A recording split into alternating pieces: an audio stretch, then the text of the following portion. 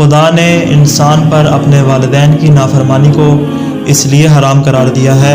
کہ جو شخص بھی اپنے والدین کا نافرمان اور عاصی قرار پاتا ہے تو گویا ایسا شخص خداوند متعال کی اطاعت سے محروم ہو جاتا ہے، یعنی اس کو یہ توفیق حاصل نہیں ہوتی کہ وہ خدا کا مطیع اور فرما بردار ہو سکے۔